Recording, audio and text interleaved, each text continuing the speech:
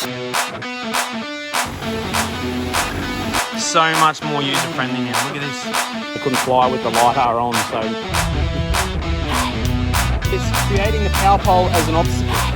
So here, this is workshop, and then like this has this big boy.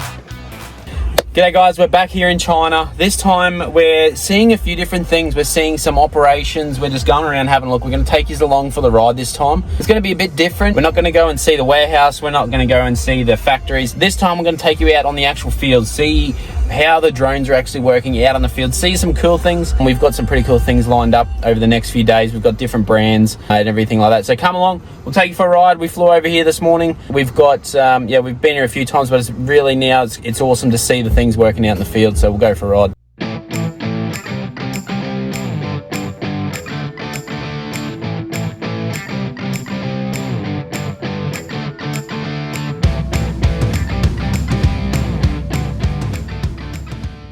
Actually visiting a few different operations around the agricultural side of China. So we're getting to see how these guys have been doing it with the newer models. So out here we've got a T100 on this side and we've got a T70P on this side. So we're going to try and be as less biased as we can in this video. Obviously we sell XAG, we use XAG, but we also want to see how the DJI guys do it in China as well. So we want to see how especially the newer ones work, the T100, the T70P, see how they work, see how they stack up against other operations. Give you the real world scenarios rather than just watching a flyer or watching a brochure or something like that. So they're spreading at the moment using the T100. In China, the T100 actually isn't that popular compared to the T70P. T70P is definitely a lot more popular. It makes the T100 is only about 10%, they've been telling us. Compared to the T70P. So the T100, because of its weight, it's quite heavy, and also there's no huge advantage compared to the T70P because they can only lift 75 kilos here in China as well. So they're limited to the 150 kilos, same as in Australia. So we'll go through, we'll show you how they work, see what they do.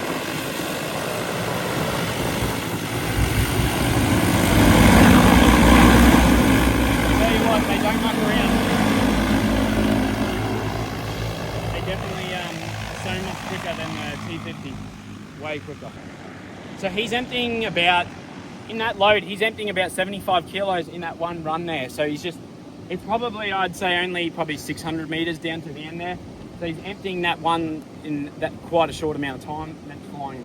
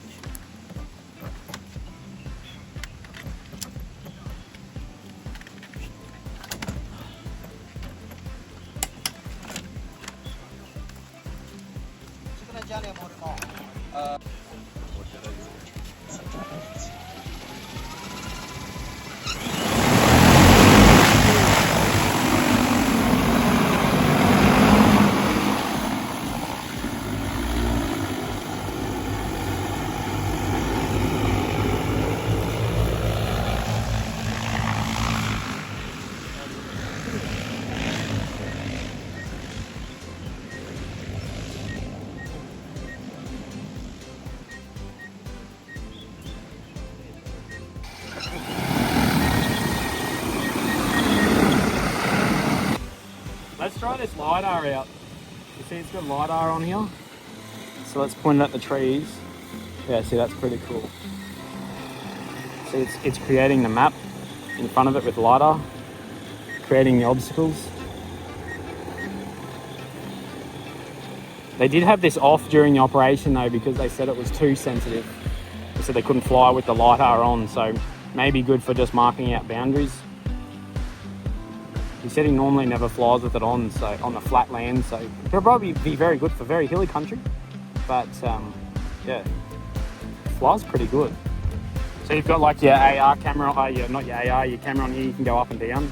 Where is it? There it is. So you can look up and down. It's not an actual gimbal on this one. It's a fixed one. They crop it to suit. Same as like the new XAGs. Oh, we better not hit any birds. Then I'll be taking home a Chinese one.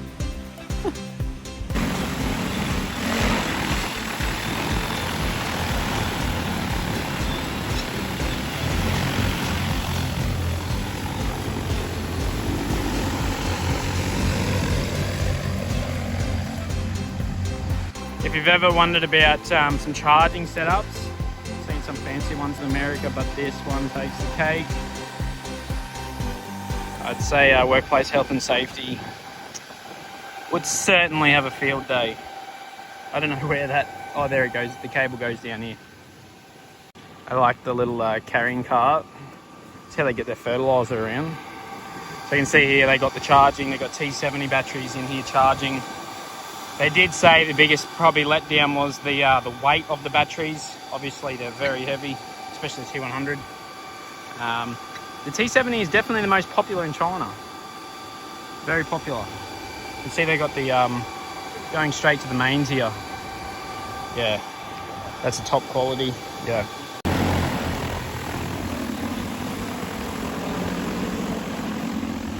So one thing he did say with the T100 is because of its weight and if it's flying long distance away, they're having issues with the battery overheating. So now they've swapped back to only half payloads, purely because the batteries were getting too hot and they couldn't run full payloads. So that's just one thing to think. Obviously the T70 though, it's still ripping down here. Yeah, just one thing to think, I guess, if you are using those, there's certain situations where you don't need that full tank. The actual trucks are quite a, whoa, fell over then. The truck's quite a simple sort of setup. This is what a lot of the guys use, so they have a small truck. They use diesel generator, a tank, and then fly off the back. Oh, look at this, we've got 200 coming in, and a T70P, sorry.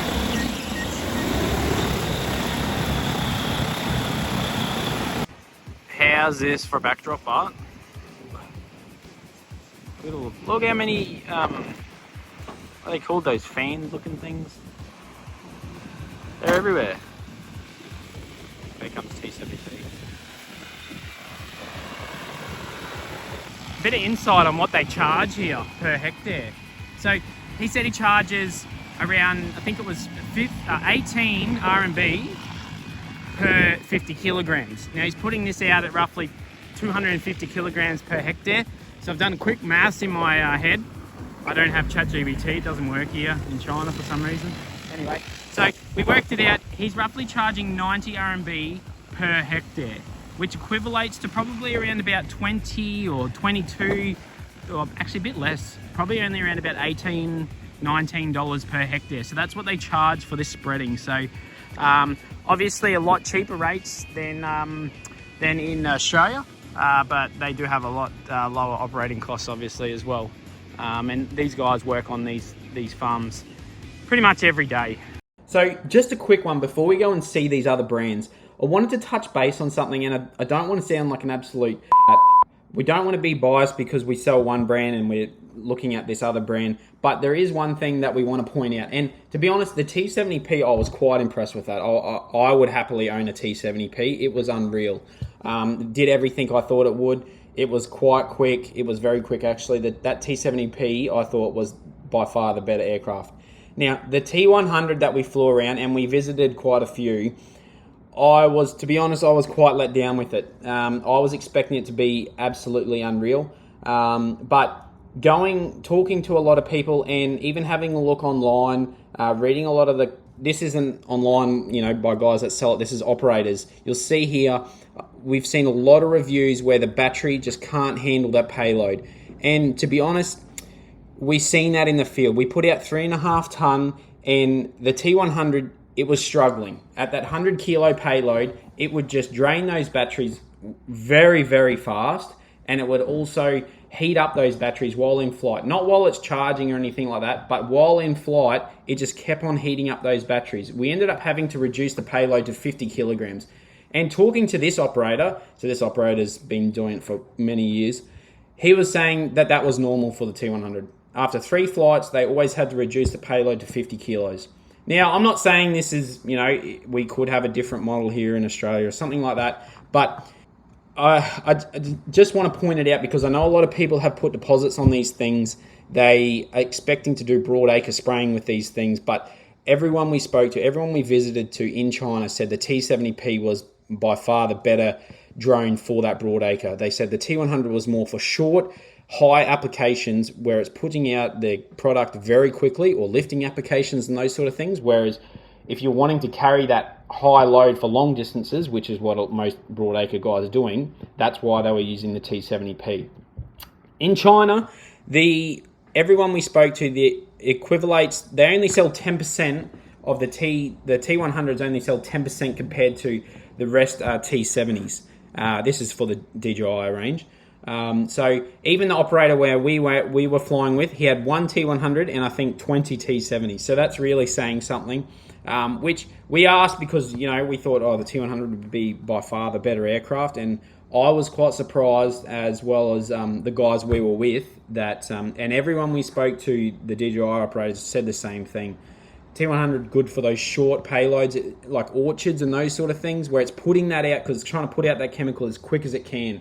But when it came to, you know, broadacre sort of spraying where it's carrying that load for longer, that's where they were struggling. So we know a lot of people have put deposits on the T100, so we're not trying to scare you, but I'm just trying to it could be different. We're just saying that what everyone we visited to at DJI so far, they're all saying the same thing. So anyway, it's not so much negativity. I don't want to sound like an absolute kid, so let's go and check out some other brands. But first, we have a little surprise. Something that we always visit in China, which I wouldn't say is better, but we'll go and have a look at this little thing first.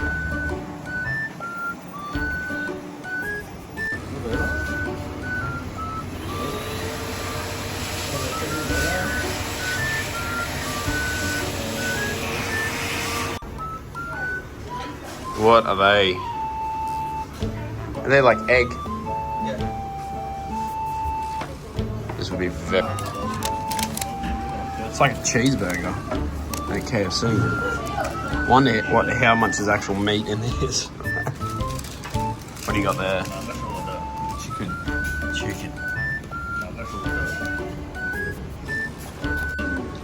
We'll give it a go. Yeah, it tastes like crap, eh? Definitely different. What's in it? Egg? Oh, yuck. I was trying to have this. We've pulled up here at a XAG service centre. So they have these scattered throughout the whole country. They've got thousands of these now around the country. As well as DJI, they've got thousands. So you can see here, we've got a few different things. They've got like a showroom. It's typical to most places in the world. There's a lot going on, that's for sure here. We've got broken drones, we've got new drones. We've got R150s outside here. I don't know what that caravan is. But yeah, we'll go have a look, eh? Prime example of the parts. This is what we're setting up more in Australia. This is in each town. This isn't like the main, this is just like a little town to service like only probably 200 drones per town. So this is what we're setting up more in Australia. Parts mean a big thing, that's for sure. So we even found this little R150 here. He's actually retrofitted a gurney onto the back of it. So he washes all these drones with it. Pretty cool. Yeah. So we are out here at a XAG maintenance facility. You can see here. This is just one of their service centers. They have these in every city. Every town has a service center. This is doing all battery repairs. Flight controller. Look at them all up here. So they have these sort of repair centers in every town, every city. I think they have a few thousand of them around places now. You can see all the broken parts. You can see here we've got the two new machines here from XAG. This is the R200. So set up as a sprayer. So much more user-friendly controller on it now. Look, it's got the AI in it as well, so it shows us exactly where where we are, where we're moving. All automated, so it's much easier now to move forward and backwards, and like it's all in it, as well as all pre-programmed. So the chances of us actually getting this in Australia probably next to zero, but yeah, it's just cool seeing these different things that XAG are making to specialize in the actual ag. Oh, it's actually pretty fun to drive, isn't it? So much nicer than the R150.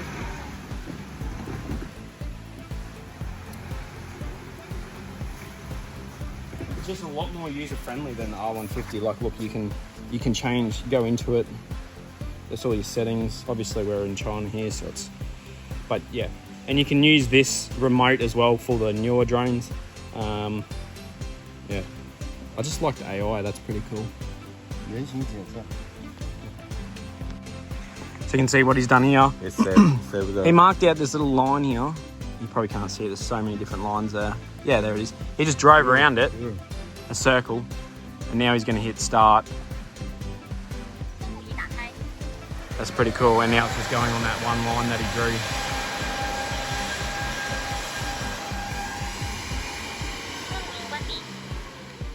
That's pretty cool. It probably won't work because it's got no water in it. Yeah, look at it go. Oh. Off it goes. So this would be great for orchards. They just drive it down the path once, and then once they drive it down there, it's good to go. See that? It's following the circle. So much smoother than previous. This one's got the little cargo carry on it. So much more user-friendly now. So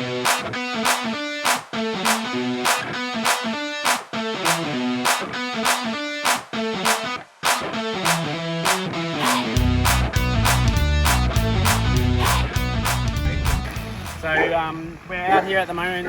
One of the local that dog's barking. One of the local P150 operators, XAG operators. So this is actually a lady operator. So she operates the P150 and the P150. Well, we can't say actually. In China, we've been finding most of the people aren't using the actual controller. They just use everything off the phone, especially with XAG. So a big thing in a lot of the world, they like the controller. But in China, most people just use the phone. So yeah, see, she's just doing it all off the phone. That's a big thing here in China. Why a lot of people use XAG, they like just using a phone. Whereas in Australia, most people like using controller. So that's why a lot of the newer models now are coming out with really good controllers. So we're seeing a few of these operations now. This is the first one we've just stopped at here. This lady here, she operates a lot of fertilizing, a lot of spraying. You can see this one at the moment is doing I think it's an insecticide spray. And so she's spraying quite low, pushing it through the actual rice. How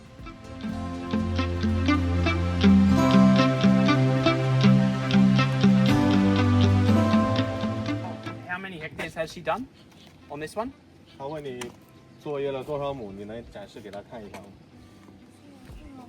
we can have a look on the app. It tells exactly how many hectares each each aircraft has done. This lady has a few drones, some of the newer ones also. Mass here. She was saying before she's done roughly 300,000 MU, which is equivalent to how many hectares? 20,000 hectares, or probably around about from Q20. Maybe 50,000 acres. Oh, I'm confused. A lot of acres anyway. Yeah. Because she also used the 52,000 acres. That's how many acres this lady here's put out from the P100, P150, P20, and now the newer XAG's newest model, which we can't say too much about, but we'll get into that soon. So we've managed to find one of the big issues, well not issues, one of the things in China is no one uses a remote controller with XAG. It's just they never do it. So because they just use a phone, it's easy for them with a phone. They've got good 4G here. They don't use a controller. But we've managed to track down someone with one of the new drones. We can't say too much about it, but we can show you some videos, maybe some long distance sort of shots. You can see what's coming in the future in Australia. This thing is pretty cool, very cool actually. I do really like this one. So yeah, we're going to put the spreader on it. We're going to do some spreading, some fertilizer spreading. And we're going to use the controller. You can see how far, well, we don't know if we can show the controller or not, but we can show you some stuff anyway. We're going to take it for a fly. I'm pretty excited to fly this thing around. I've only ever seen them in videos and stuff like that, so yeah, I'm pretty keen to get this thing flying and yeah, go from there. Like I said, in China, they only use the phone, so it was very hard to find someone with the controller. We've managed to find an operator here with using the controller, because for them there's no point. They mark it out. They just do rice fields and simple plots like this. It's not like in Australia where it's very complex. So they just do their rice plots. They mark it out with RTK because everything has good cellular connection here. They can just use their RTK rover, their little handheld one, plot it all out, and then it's saved there for good. It never moves. So we'll have a look. We'll do some flying, and yeah, we'll see what we can show. We don't know if we can show everything, but we'll yeah, we'll do some video and you can see it. Oh, it's hooking in now. See, very fast, very nimble little machine, these ones. Well, I'd say little, but they're not actually that little. We can't say too much info on it, but it's very impressive of what it does. Swipe up and down, you can see the camera. See, you can see right down, just like that. So they use like a new, like a lot of the drones now are doing. It's just a cropped image that you can just go up and down. So very quick, no delay either. Like the older models, if you did it too quick, it would freeze up. Look at it go. That is hooking in.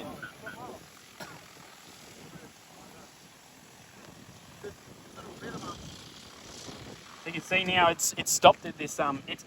She's marked it as an obstacle here, but also on the screen, see, look how it's all lighting up on here, saying it's an actual obstacle. That is pretty cool. Like it's not just saying there's an obstacle there.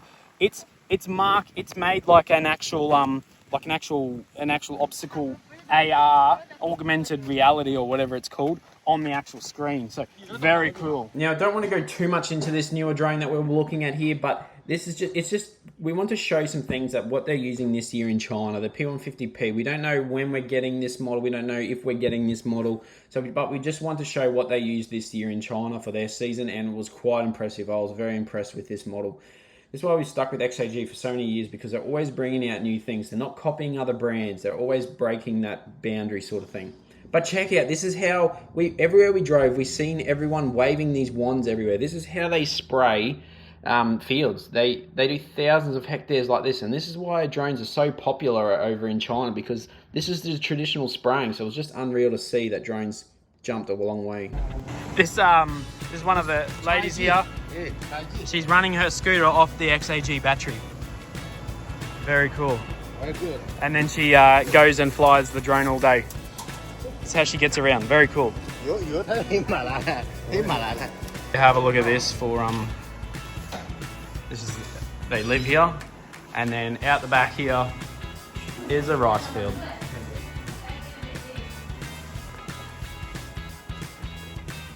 So they're straight out the back. Straight onto a rice field. Oh, and there's dinner.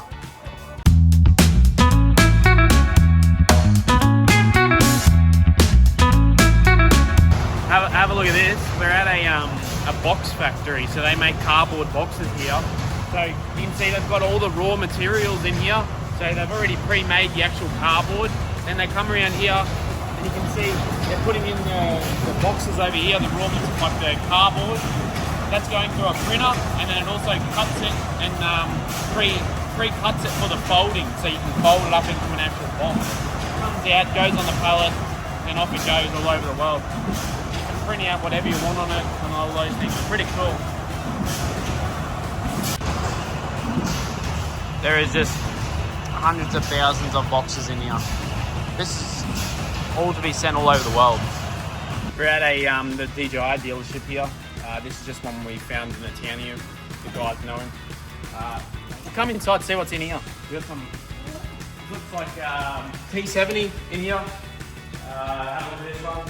Like I said, the T70 is the most popular drone in the DJI world in China.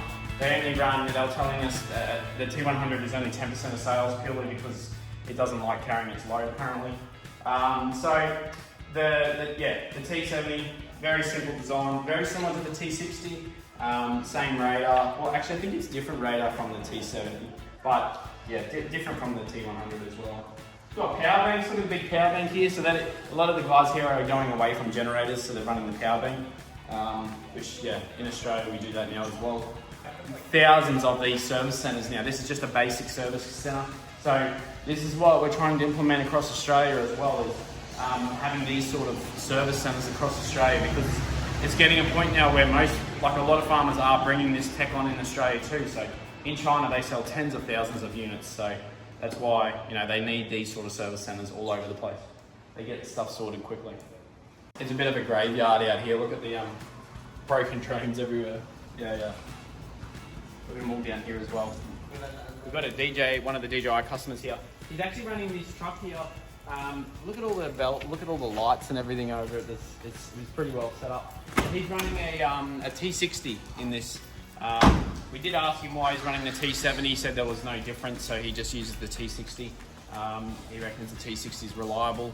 Yeah, so pretty cool setup. Looks like the sides go up on this. Diesel generator. How big is the diesel generator? 多少千瓦？ How many kVA? 50 50. 50 kilowatt. 50. Yeah, 50. Wow, quite big. So he's running two T60s in here, spreaders. Looks like he's got some aftermarket discs on there as well. Look at all the lights. He's got lights and flashing lights everywhere. This is his office here. This is his workshop. And then look, we have DJI right here. So that's how close he is to the actual dealer. So he can get those parts super quick. You can see he's got all these parts in here. You can see he's got all these parts. Just a typical cool little setup here. Even got gaming. James. Very cool. A big thing after visiting a lot of these dealerships, a lot of these customers, we're seeing a huge thing where people aren't buying in China. They're not buying because of the aircraft anymore. They're more buying because of the service. Like we've been to one city where it was much higher DJI population. We went to another city. It was just all XAG they were using. So, and that was purely because of the dealerships in that area were much better than than what the other company was. So we're seeing that in Australia, starting to see that as well. People aren't buying because of the aircraft. They're buying now because of the service that some dealerships offer. So it's actually quite good to see that. That can really make a huge difference in how people, choose to operate, not because of the aircraft, but because of the service behind it. Another big thing as well, in China, we're seeing a lot of the XAG guys they have a good RTK connection, and this is because XAG has their own RTK network. So they've developed their own base station, so they're a fixed station. They go on whether, like we have them at our workshop. Some of our customers also have them, and then other XAG users can piggyback off that. So it's a really good system where you don't have to pay any subscriptions or anything like that. You don't have to remap your fields or everything. You don't have to worry about shifting, or it's just so much quicker. The only downside of it though is that you need an internet connection. So I know XAG are working with likes of Starlink and that sort of stuff as well. So we're pretty we're looking forward to maybe bringing that to Australia as well, RTK stations, because that will make everyone's life a lot easier. You can link to other ones from other brands, but obviously you got to pay that subscription. Found another, we're just driving along, we found actually another P150 here working in the field. This is a rice field. I think he's spraying, I don't know what he's spraying, maybe a insecticide or a fungicide on these crops here. Look at it go. They actually fly quite low to the crop here because they're trying to push it in as much as they can. With a very low, a very fine droplet they normally use here.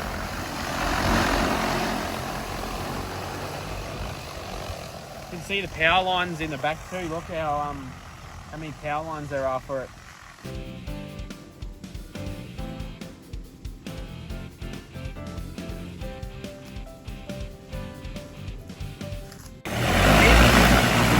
We'll let this one take off.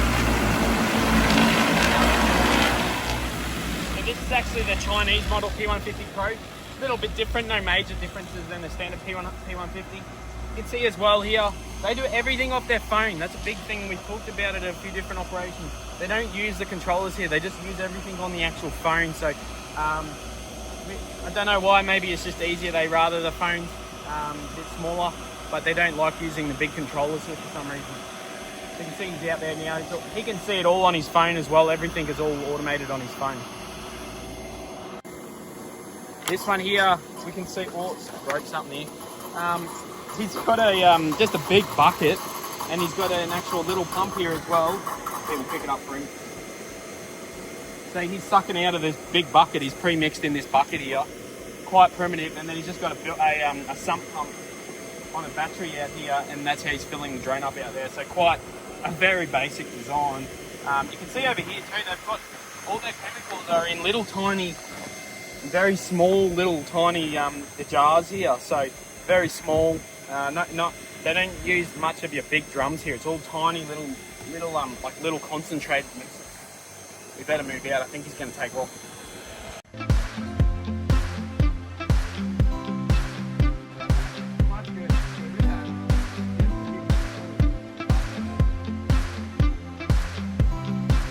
These P150s over here are so fast. They do not muck around at all. You see how quick they just land, come in, land straight away, off they go again. No thinking at all, it just does not muck around. You can see this is a revo cast, so your cedar. In here, they actually there's actually fish food. So what they do is over here, we've got fish farms. He's out here spraying at the moment. But out here, so this is a fish farm. They've got hundreds of fish farms here because in China, the fish is a big thing, especially in this area, a lot of the fresh fish, so they have a lot of fish farms. Easiest and quickest way to feed the fish is obviously with drones. So they just chuck the food in the actual, in the spreader, tell it how many kilos per, or MU or hectare or acre, and then it just spreads it all very accurately compared to normally they're chucking it out by hand or throwing it and those sort of things. So yeah, it's a newer sort of way that they're doing it, and a lot of fish farms are using drones to do it. So this is a local contractor here. He's employed by a few different farms. You can see he's done some feeding here with the actual with the revo cast, spread out the feed. While he was here, he's also now spraying the block next door for the rice for the fungicide. So very easy, like with many things, like they just swap from spreader to sprayer very quickly. It's so cool. Go on this bridge here. Come down here. Have a look at the fish. What? Look at all the fish in here. See them all? It's got some sensor on here, so when it senses a bird, it screams at you. Yeah. Listen to it, it's going off. Look at all the fish. So they just spread look at them all. They spread like a pellet. It's a fish food pellet out with the drones. This is just one little one here, obviously. There's much bigger farms, but yeah, very cool. Look at the boat. Another pretty cool thing in China, we found nearly every homeowner has their own little veggie patch. They all grow their own food. So you've got corn here, you've got some pumpkins. They look like beans. Yeah. Chilies, we've got, I don't know what these things are, more beans. Yeah, so we find every single farm, every homeowner has their own little, and they'll make they'll have a veggie patch right on like a little tiny walkway, or they just make the farm anywhere. Like, it's crazy. They support themselves.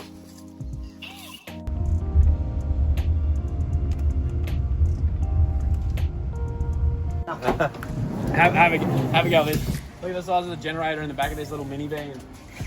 How big is this one? 30 a 30 kVA generator in the back. Wow. Here, I'll grab the camera off here. Have a look at this thing in the back of this van here. Look at it. Takes up the whole van. They're doing some repairs. If you have any other questions about any of the new models or anything like that, chuck it in the comment and we'll chuck it in the next video about these new aircraft in China at the moment, or any questions regarding how the guys in China or anything like that. We'll try and see if we can chuck it in the next video coming. But Now, cheers for watching. We'll chuck the next one out shortly. It's been awesome.